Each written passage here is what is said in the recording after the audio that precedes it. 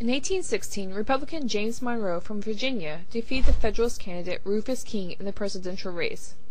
In 1820, the Federalist Party was fading, fielding electoral tickets in only 2 states, and Monroe once again winning the presidential race, carrying the entire country. Even as political party divisions weakened and John Marshall aligned the Supreme Court with the aggressive nationalism of Henry Clay, John Callahan, and others, the troublesome issue of slavery again threatened to disrupt the nation's unity. In 1819, Congress considered a request from Missouri, an area carved out of the Louisiana Purchase, to form a constitution in preparation for the admission to the Union as a state. Missouri's slave population already exceeded 10,000 people. James Tallmadge, a Republican congressman from New York, moved that the introduction of further slaves be prohibited and that the children of those already in Missouri be freed at the age of 25. His proposal generated 2 years of controversy, during which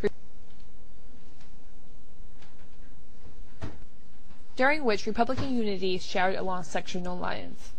His restriction passed in the House of Representatives, where most Northern congressmen supported it over the objections of the Southern representatives, but it died in the Senate. When Congress reconvened in 1820, Senator James Thomas of Illinois proposed a compromise with 3 parts. 1. Missouri would be authorized to draft a constitution without Tallmadge's restriction. 2. Maine, which prohibited slavery, would be admitted to the Union to maintain the sectional balance between free and slave states.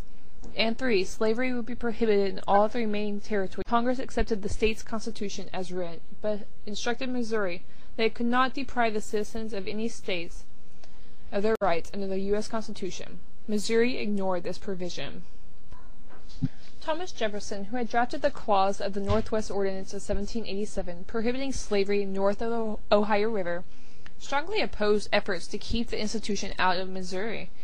He saw the controversy as an attempt by Federalists to revive the party by setting Northern and Southern Republicans against each other.